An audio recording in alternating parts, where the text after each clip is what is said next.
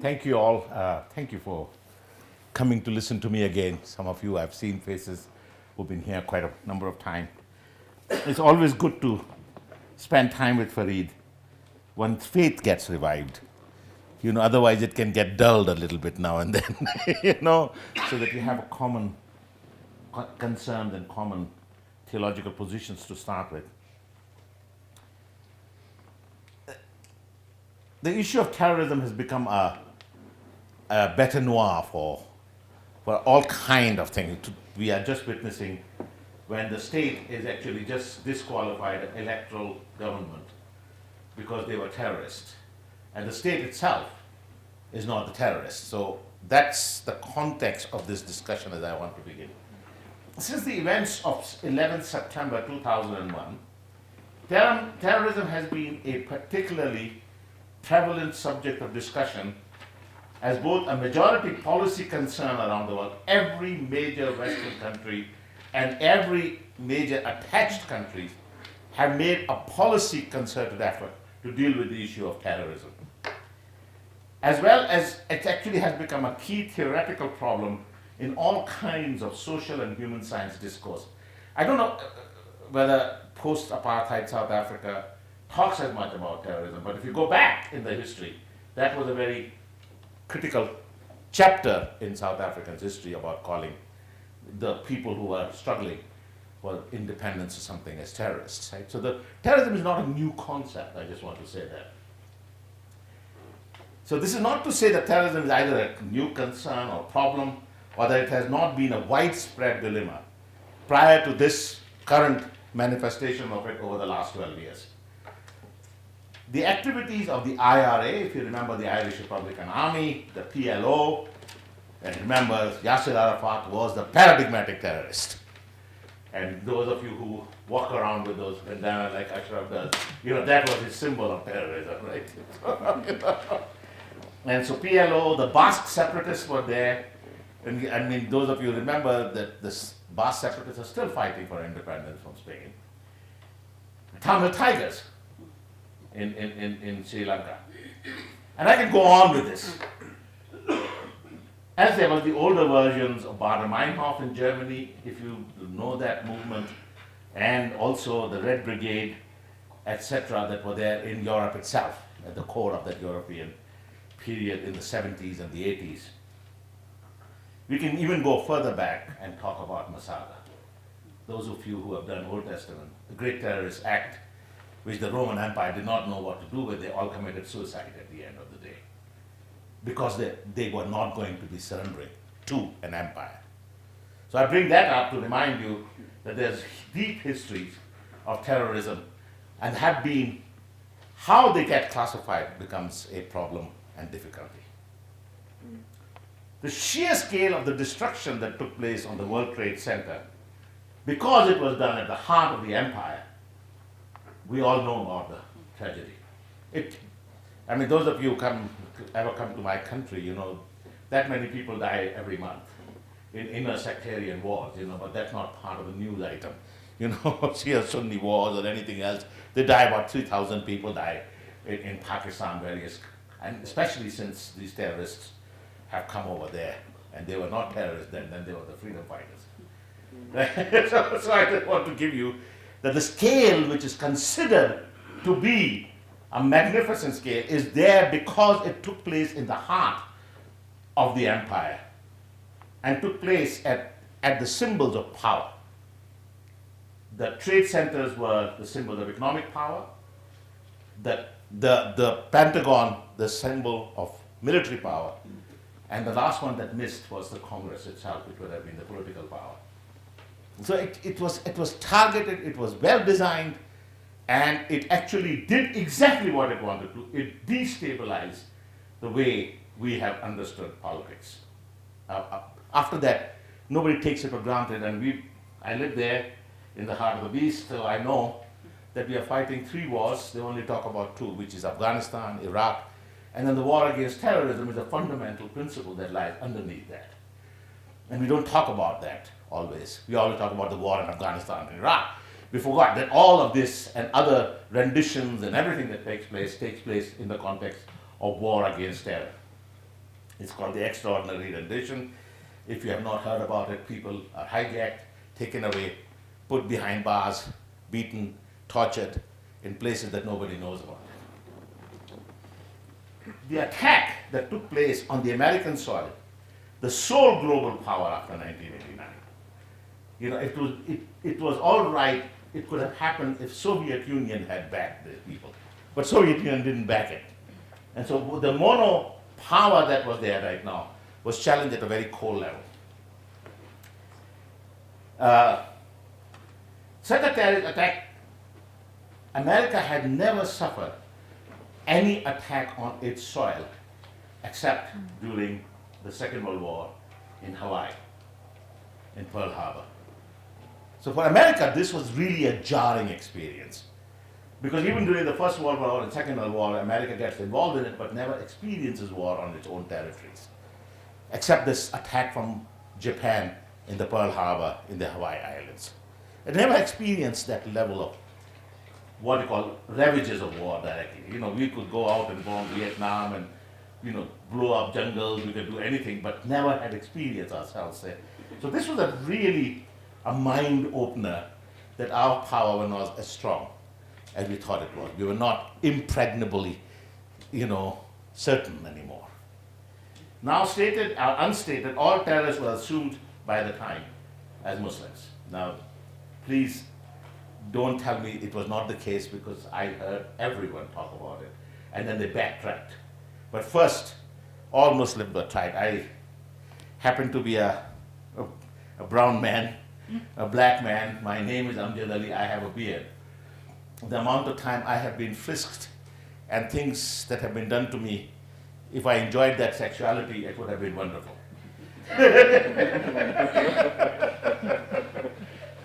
I've been probed and prodded, my clothes have been taken off, even my credit cards are taken out to see whether I'm carrying a terrorist bomb in it. My son, who was 7 years old at the time, was stopped with his mother. And his mother is white. But he was stopped. And Chris blew up, sort of, because they asked him to take off his trousers and do this. So I'm just saying this was actually ad nauseum in every place. All of a sudden, I called up Cornel West, a mate of mine from very many years. We all came to teach together at Columbia Union at the time. And I said, I now know what race profiling is. And he says, welcome to the club, my brother. Because up to now, I was never profiled. All of a sudden, anywhere I walked, boom, they stopped me. Driving at night, the cops would stop you. So I just give you that question, that how it was dealt with. Profiling Muslim became a commonplace. A dark-bearded man walking down the street was a potential suicide bomber, a fact tragically proven in the death of, you remember Charles Menzies in England, who was shot 13 times, 7 of them in his head, because he was a brown-skinned man, happened to be from Brazil, but no, that didn't matter, because you had done the profiling, and he was walking with a brief, backpacks, and so they shot him because on 7th of July, England had a bomb, terrorist bomb, in a subway or underground. So this kind of thing went on. Of course, Western leaders were quick in the post-immediacy of that situation to disassociate an absolute essentializing of all Muslims being terrorists, to just saying that it is not Islam that is terrorist, and not all Muslims are terrorists, but some were. How they classified that some was never clear to any one of us. Why is Farid not a terrorist and I was? Well, some were terrorists, so he might have been a terrorist. And some were not, so Charles was not a terrorist. But that was never the case. The some were not terrorists. We were all profiled equally. I hope you understand this. And I was there at the time, and then continue to live there for whatever reasons. But the same leaders, however, are quick to point out that Muslim fundamentalists, and this term was applied in the beginning. Fundamentalism was applied in Islam very early. It was an absolutely stupid term to apply, because fundamentalism was a self-confessed category of these Christians who produced 10 fundamental tracts in 1910 to 1924. They called themselves fundamentalists. And so all of a sudden it was applied in a context which it was used pejoratively for a group of people who did not have the same level of fundamental questions, but they were called fundamentalists. So from a tract or 10 tracts that was produced by evangelical Christians on 10 fundamentals of Christian faith, who called themselves fundamentalists, it was now pejoratively used on anybody we didn't like. So anybody became a fundamentalist who believed in God, or anybody who became a fundamentalist who didn't believe in Kantian reason or whatever may be the case, right? So the existing apparent attitude is that while not all Muslims are terrorists, profiling of young Muslim men notwithstanding, all terrorists are indeed Muslims. So not all Muslims are terrorists, but all terrorists are Muslims. You get it now? I have a son who's now 19 by now, and he's going to university, and he's decided to grow a beard.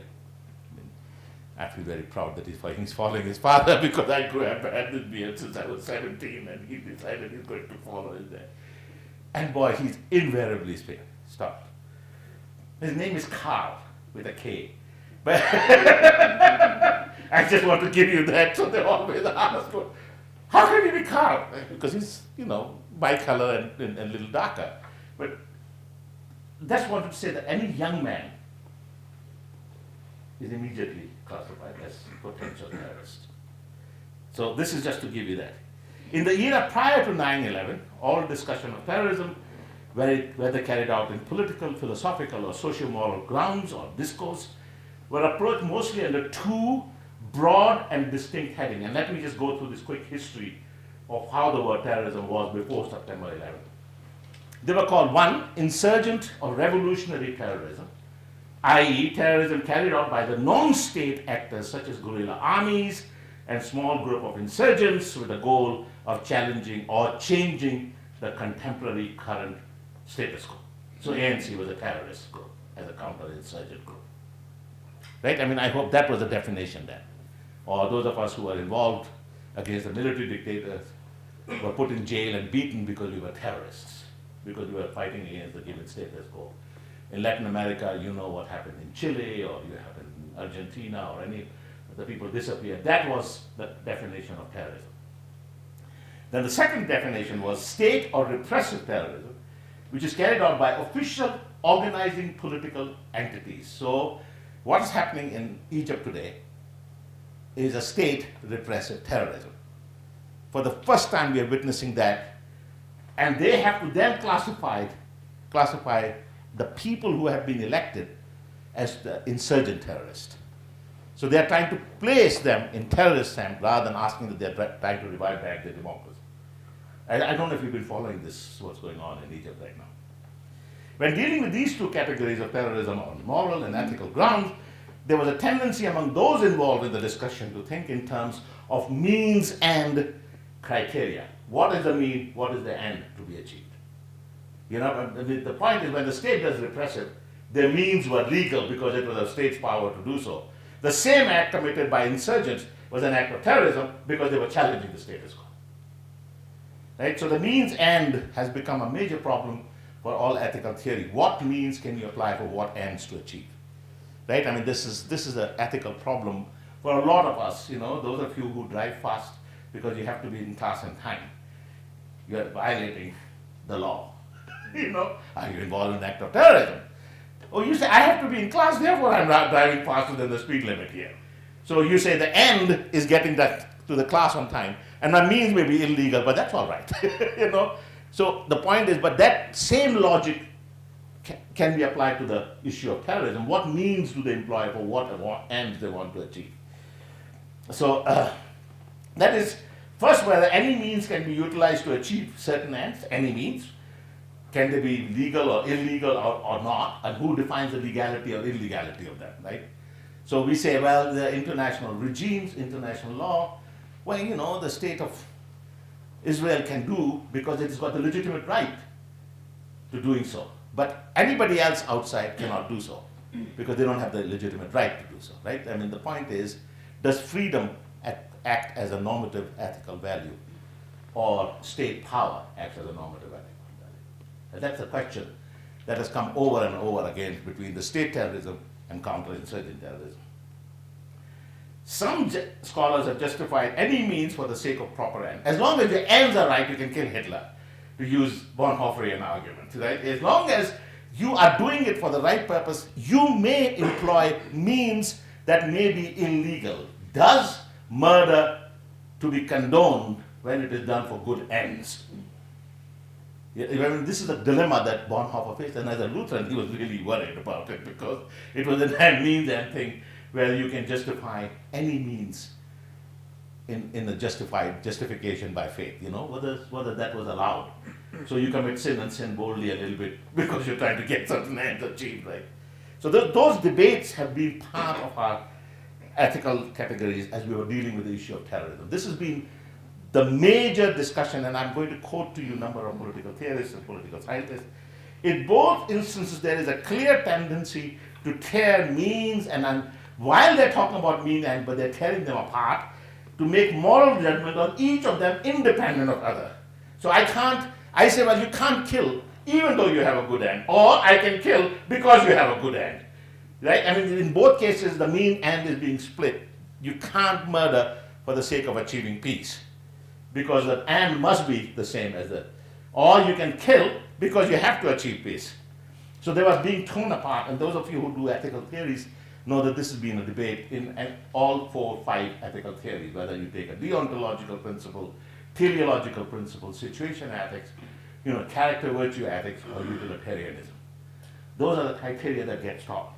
However, as Aristotle correctly perceived in the philosophical and ethical discourse, this is best distorted methodology, and at worst it is simply unethical. For any judgment that one makes on any action, in this case terrorism, is simultaneously a judgment on both means and ends. What ends are there which are leading to certain means, what means is applied to achieve certain ends. You cannot separate them and then make value judgment on either. This is Aristotle's position, I hold on to this. Together they constitute the whole of the action which demand the ethical reflection in the first place. Further, in dealing with the problem of terrorism, on moral grounds, scholars tend to approach these 2 types of terrorism from 2 different, though not mutually exclusive criteria. In the case of insurgent revolutionary terrorism, they appeal to the international law, that there's an international law which cannot be violated. You can't kill civilians. We can kill civilian as collateral damage, but you can't kill civilian because that's against the international law. There's always this collateral damage now. I mean, as if to say you're depositing in bank something to get a loan. That's what a collateral means. I'm putting a collateral, therefore you can give me this loan. Now you're putting collateral of lives of people because you're trying to achieve an end. The war will have a collateral damage. There is no notion, this is my argument against just war theory, those of you who still practice it, that there is actually no war in which there's not going to be collateral damage. And since there is no war which will not have collateral damage, there is no ground left for the just war theory anymore. Because it is a tit for tat understanding, and this is going to be more than tit than the tat here, So it doesn't work. So this is the question. But in the case of state repressive terrorism, they look more to the philosophical and moral issue because there were no codes available what the state could or could not do.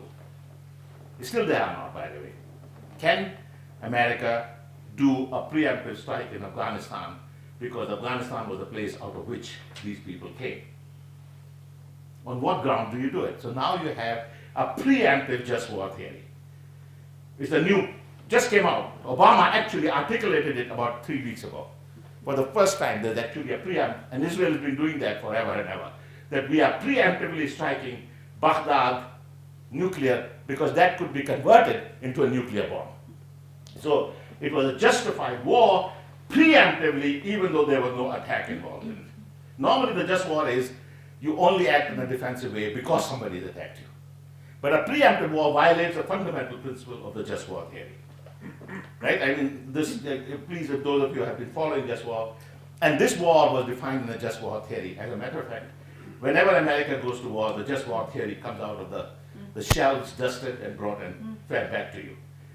And they quote this whole thing from Cicero to Justin Martin, then to Luther, because Luther could do that for the vocational purposes. Right? So you get all these 3 or 4 basic, they get thrown out at you, the ad law, in law, all those arguments are thrown at you. And you get them hearing ad nauseum too. But the conflict has to be dealt with both the inter and intranational level. So the problem is, if you go into war, you're not only dealing with the moral discourse inside a country, you're also dealing with the moral discourse which happens around the world. Is America right? Is Britain right to join America? The French resisted, and all of a sudden we changed the name French fries to freedom fries. We changed the language. So all of a sudden in the Congress, there was no longer any French fries available. All we had was freedom fries. I hope you know this. I'm not joking, by the way. If you haven't, go back and look at it. So for 3 years, there was no French fries available in Congress dining room. They were all freedom fries because they were not fried up at all. You remember that, right? You were there at the time. I mean, I just laughed. You know, what do you do by creating new euphemisms? No, so we call it chips, so that's all right, right? So, you know, but I'm just saying that how they were willing to change the very grammar of discourse because of this. Despite the tendency to see these two categories of terrorism as being phenomenologically different, counterinsurgency by the people, state terrorism by the state, right? So they're completely different ontologically and phenomenologically. There was a desire to achieve a common, objective, overreaching definition of a larger phenomenon of terrorism.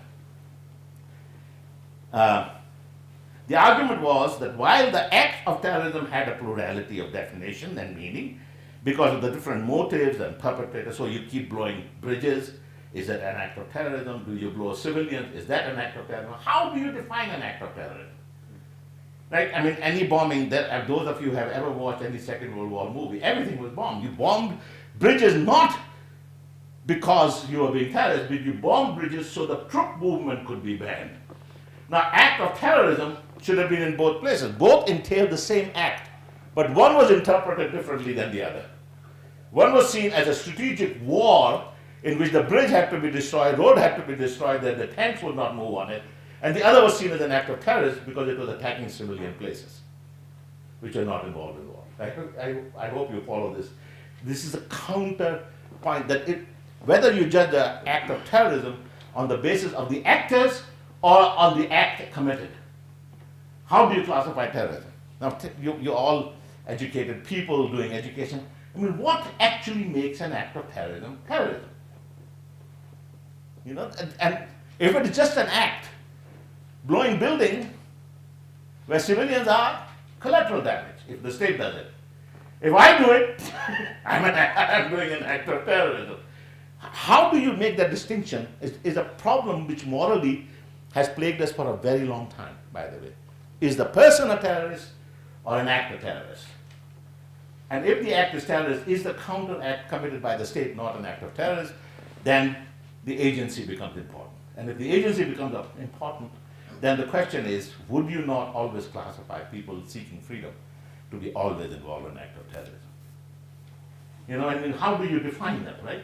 And so I'm just giving you that these are problems that lie at the core. While these two approaches to understanding terrorism, i.e. from the perspective of the status quo and from that of those wishing to change the status quo, have conspicuously diverse interpretation of the moral status of the terrorist. If the state does it, it's not an act of terrorism, the same act. I mean, if Egypt's regime does it, it's not an act of terrorism. That we have found 6 rifles, that is an act of terrorism. That you have tanks going after people, that's not an act of terrorism. On what ground do you make those judgments? You get it? I mean, that's where the problem lies. Because for the Morsi crowd, I'm not taking their side, please understand this. I am asking a classical ethical theory question. On what ground do we make those judgments? Do we just make it emotionally or there is something involved? And if it is emotional, then I think we have to be much more honest. We just simply say we don't like Ikhwan-e-Muslimin.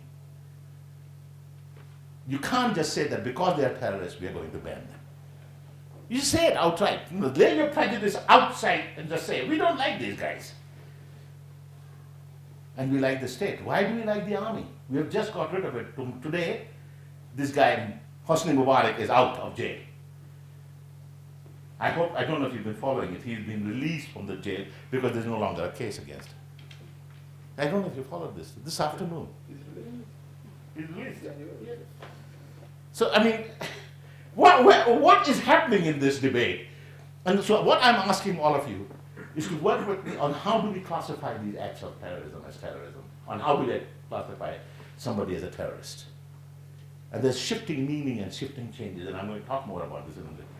The divergence of interpretation on this emerges because of the different location of the interpreter. So it's not just the act, it's not just a person, it is who does the interpretation of it. So there are three parties involved in defining terrorism: the act, the actor, and the interpreter. So I define what Morsi crowd does as a terrorist act, what the state does and kills over 1,200 people, not act of terrorism. You get it? So there's actually a third party of the location of the interpreter. We used to call it ideology in the old days, but Mannheim took that away from us because everybody's ideological. So show me an ideologically free person, and I'll talk to you about divinity.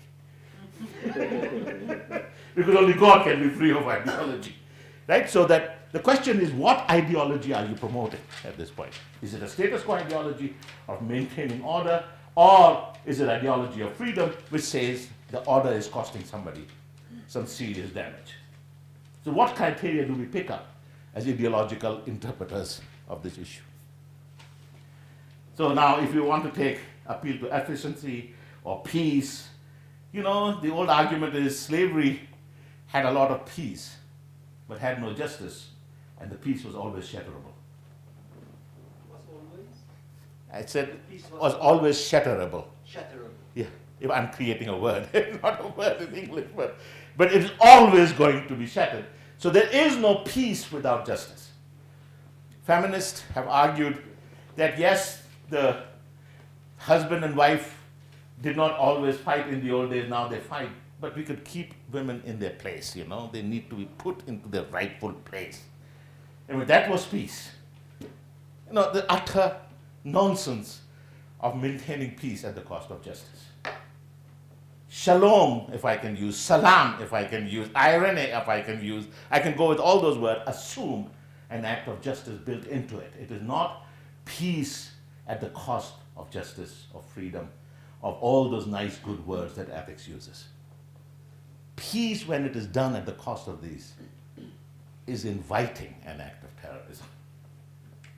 Whether it happens directly or it happens, women have decided at time not to cook.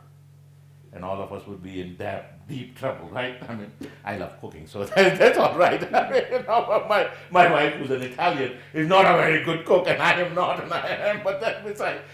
Chris always says, you just found your right vocation. But think of it. We said, I am nice to my wife because she will do these things to me. I'm not nice because I must be nice as a human being to another human being, So I'm just using all these, that how do we define these things? I'm not being flatly feminist here, I am, but that's besides the point.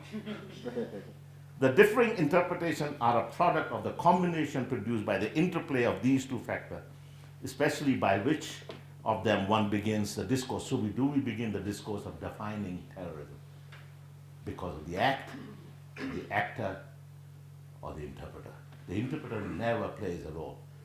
And what's happening today is terrorism is being defined exclusively by the terms of the actor, not the act. And that is Islam and Muslims. And that is a change of meaning.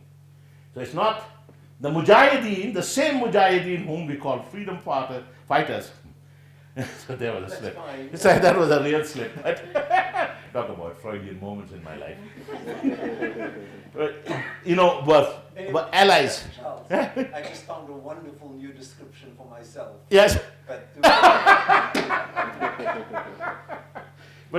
remember, the West gave them all the money. The three parties which slapped to produce those guys were Pakistan, United States, and I use Pakistan first so that I know that I'm culpable in this, and America and Saudi Arabia. All put together, put these people in there. And today, the very people who did that are terrorists. Then they were attacking communists, now they're attacking the United States. So what gets defined? The act, the person, or the one interpreting it? And that's the dilemma we are facing. The statement always, in the classical ethical theory, the old argument that deontology is the only way of doing ethics, thou shalt not kill, is the principle you must live with. Okay, I live with that. But then they say in war you can kill. So now there's a violation of deontology. One violation. Second, if you commit a murder, the state should kill the murderer. That's a second violation of the principle of deontology, because the situation is defining how we are going to do that, right? So the situation becomes determiner of how we define deontology. We apply deontologies on others while we justify ourselves situationally. You shall not kill. But I kill because there are other reasons behind my killing. You get it? I tell you not to drive fast. But you say, but Charles, you always, I have a reason because I've got to get to office in time. Well, get 10 minutes early in the morning. Right? And I'm giving you those most banal ethics question, right? The most banal, driving fast. But we justify our violation of deontology by either giving a teleological argument that I'm doing it for the right cause, or giving a situational ethic that in this situation I can do no other. But if you justify yourself that in this situation I could do no other, you are still a terrorist. If you follow that logic for a moment, then I can move very quickly on. Behind this factor also lies a very pervasive and, dare I say, false understanding of time itself.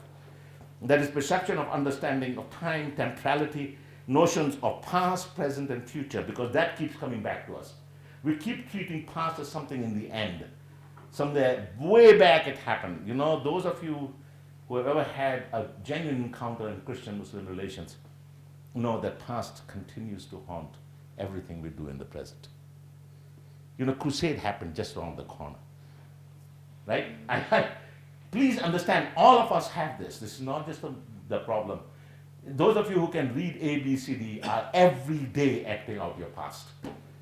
Somebody taught you A for apple, B for bat, C for cat. Right? Every time you write, you're reenacting the old sacramental language, anamnesis, enacting out now that which happened. But the past is always with us.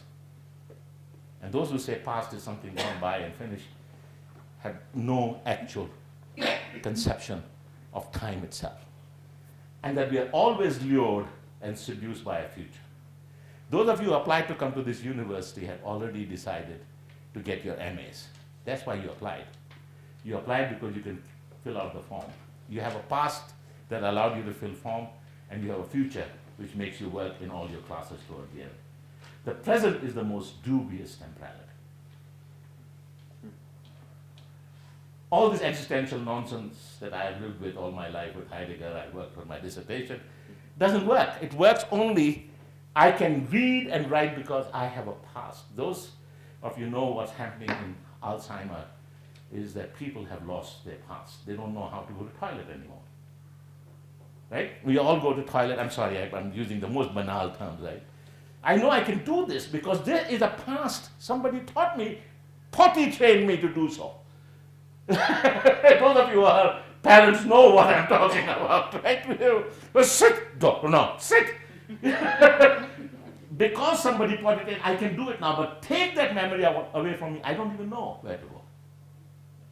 So the present is just enacting out that past and living out of the future. I have to go. Therefore, I start going. Those of you who will get in your car have a past that you know how to drive, and you have a future you have to go somewhere. The present is only a filler in the middle. And my point is, this temporality plays in our understanding of terrorism. Is it a present event, or is it a past which is being memorialized and revived and relived, and a future that needs to be brought in? And the problem is, we reduce everything to and America has very short memory. They have long memory for certain things, but normally Americans, if you tell them what happened in 1776, they might have read it 200 times, but they will not remember it. And it's true, actually. I live there. I deal with my students coming out of some of the brightest universities, and they don't know because it doesn't really matter. So I'm just saying that this temporality, the way it functions in the issue of terrorism, is very critical. And those of you who do either theology, ethics, or philosophy know that this question of time and space and time and being is very closely tied to each other. If your understanding is time is bad, your understanding of being gets into question. What is your understanding? Is I'm only living for now, then I don't have to worry with any moral thing. If I live only exclusively for now, I don't have to be moral to anybody else because I don't worry about my relationship with anybody. So this question of time, and let me move. The further problem we face in making moral judgment on any act, in this instance of the act of terrorism, is a tendency to concentrate only on the act independent of its protagonist and the location of the interpretation, as I said earlier. This judgment actually stops us from making judgment right on any event. Why is this act being committed? What happened on September 11? All of you know it. Tell me what happened. We saw that over and over, and those of us who are living in America, it was to the point of nausea.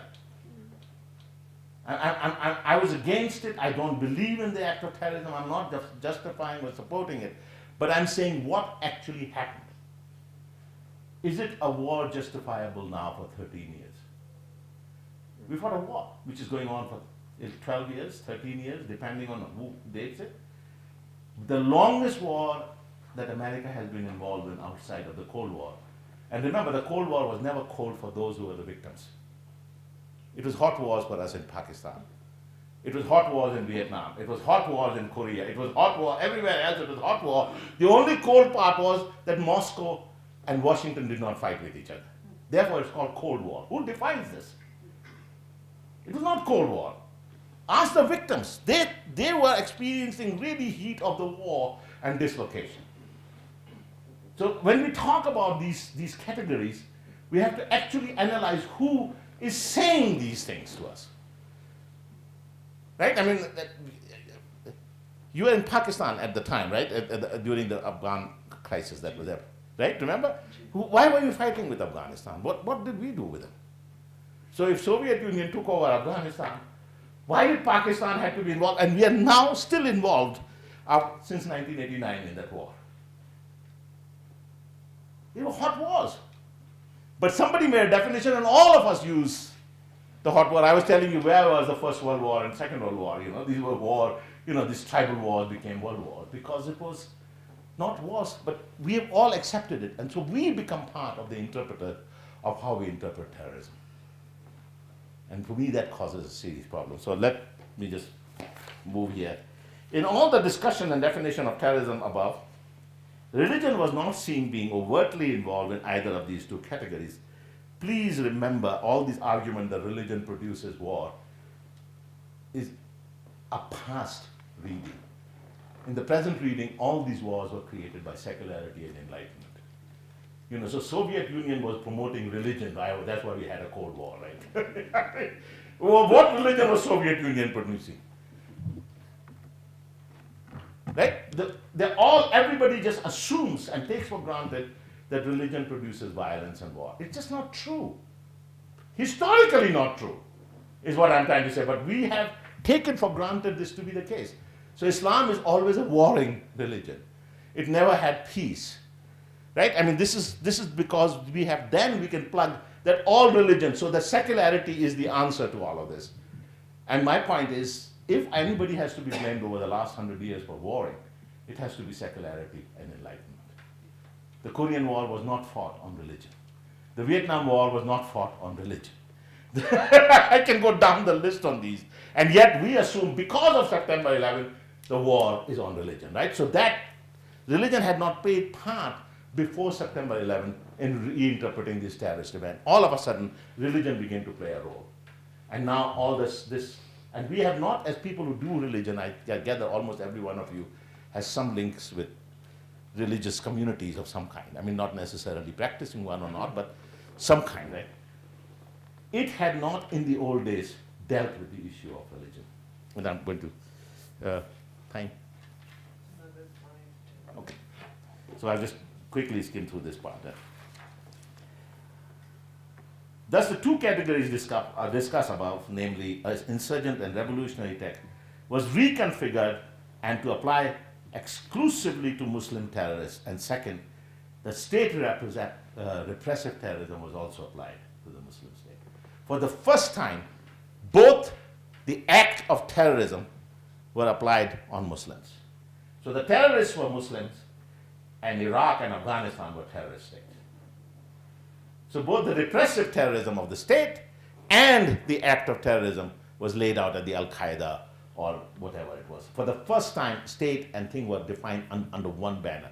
So America could go to war in Iraq and Afghanistan on the ground because these were terrorist states, but it could continue to fight a war against terrorism because terrorism were under every bush. So all of a sudden, the category shifted where communists were under every bed. Now, Muslim terrorists were under every bed. And that, I think, is the change that has occurred, which has substantially challenged the new meaning of terrorism. So we found in Iraq no weapons of mass destruction. So now then we have to classify it as a terrorist state. You know, poor Anwar al-Sadat didn't even know that you take your gun off when you pray. Right, when you pray. Have you seen his pictures? He's always carrying his gun on his side and he's praying. In his sajda, you can see that he's got his gun coming out. This poor guy was now the terrorist, Muslim fundamentalist attacker. These were problematic understanding that were created. So I'm saying that for the first time, that act happened. While the discussion and definition of terrorism I reviewed above made important contribution to the overall discourse of various issues surrounding the problem of terrorism, within the scholarship there are an unfortunate tendency to gloss over the moral question involved in the problem. And I'm going to give you 4 or 5 definitions and then finish. There are three dimensions that needs to be employed there's an intellectual dimension and a suspicious dimension of intellect. You should actually not just apply intellectual dimension without being suspicious of who has given us that material in the first place. Always be suspicious when the idea comes from the sources of power. Begin. I'm a Nietzschean or a Marxist, whichever one you want to call. I begin with the assumption of suspicion as a necessary requirement for knowledge. If you're not suspicious enough, you're not intellectual enough to me. But that's my bias, and I say that to you, you can fight with me afterward. So this intellectual dimension must hold into it a suspicious dimension. You say, who told you this? Why did a person whose interest was being served? All those series of argument that has to be done. The old argument that, they were masters of suspicion, Nietzsche, Freud, and Marx. They hated systems, and they hated interpretation of those systems. Right? So that's the first level of intellect I want you to bring. And the second thing is the socio-economic and social-moral dimension. Whose economic interest is being served and who is claiming the morality in it? Who is claiming that they are the moral discourse partners? And the political-philosophical dimension is saying what ideology and what political interests are being served. And I'm going to give this, by intellectual dimension, I mean a scholarly attempt to deal with those issues which pose a fundamental challenge for our understanding, especially when it is confronted, as it is today, with what appears to be a bewildering plethora of definition and explanations about the nature, character, and the problems surrounding terrorism. And since it has been raised and leveled at Islamic door, any question of Christian-Muslim relations gets immediately, any time I go and talk to the Christians and say that we must be involved in dialogue, the first thing they say, but the Muslims are terrorists. How can you talk to them? This, I'm not kidding. I have, since September 11, talked to something like 2,000 odd churches every Sunday, 2 or 3 times to talk. First of all, America loves to have 5 minutes or less. They want cliff notes on Islam. What can you say? A 5 pillar, and so that you don't explain anything about Islam. But the second thing is immediately the question on, what kind of relationship we are going to have if we're going to have a peaceful, just and sustainable world on Christian-Muslim. There is no way Islam is going to go away, I tell you. And there's no way that it will be easily curbed. Sorry, I say this, Islam is not a passive religion in that sense of the term. But neither is Christianity. Please look at all the wars. And so the question is, how are we going to deal with each other is critically important. And if all you define Muslims is as terrorists, there's no way any relationships can develop. To me, and as a Christian I say this now, if you say you love God whom you have not seen and you don't love your neighbor whom you see, you are a liar. I'm quoting you text. You are a liar. And there is a second manuscript which says you are a hypocrite and a liar. Right? So that's one side of the argument. And the other thing is, the commandment for a Christian is love your God with all your heart, with all your, now notice that it's not just the mind here, by the way, but the mind is also there with all your soul, with all your strength, all those series of human activity. And love your neighbor as yourself. If you do this, this is the whole of the law. And what we do is we are willing to die for Christianity, but not live a Christian life, which is to love your neighbor. To me, if we don't do this, I don't think we are fulfilling our Christian vocation. And I say this to you now as a Christian, you can challenge and fight with me on this. But I think this is true. The question of aman, or question of insaf. And so this is where I want to end, that the definition of terrorism will have to depend on whether you want peace or you want to have continuing hostility as a built-in process of living out in this world which is common to all of us. I'm sorry, I've cut out. Those who are interested, I can give you actually a copy of this paper. I have about 4 or 5 extra copies. Then you can read some of the side notes and the footnotes and everything else.